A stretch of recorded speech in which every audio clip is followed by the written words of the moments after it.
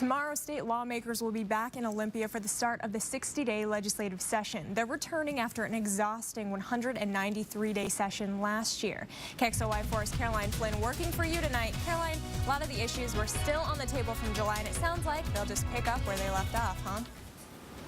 That's right. When they finally ended the session in mid-July, a whopping 2,000 bills had still not been acted on. They will be reintroduced when the session begins, along with 200 new ones that have been filed so far.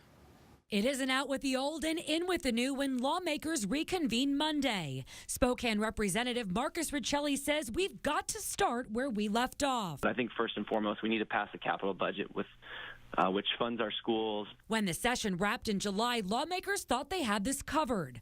But the court says it must still come up with $1 billion to satisfy the McCleary ruling, which requires the state to take on the full cost of teachers and school administrators' salaries. Also carrying over from the last session, what to do about the Hearst decision that limited access to drinking water in rural parts of the state. A lot of folks have been focused on the Hearst fix to make sure that people can have access to water when they're developing lands. That certainly remains an issue we're looking at, but I think first and foremost, it's passing a capital budget. For the first time since 2012, the Democrats have total control.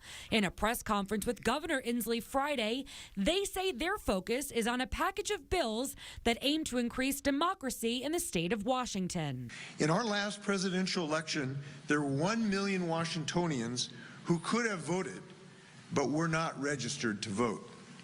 Almost another million were registered but did not vote. The bills focus on three things: building higher confidence in the system, better participation, and better representation to make sure every voice is heard. That's what lawmakers are interested in, but what about Washingtonians? According to WashingtonVotes.com, a website that gives public access to information on all things in the legislature, their most viewed bills are focused on background checks and the banning of assault rifles. In studio tonight, Caroline Flynn, KXLY4 News. Thanks, Caroline. Of course, we'll have continuing coverage on that.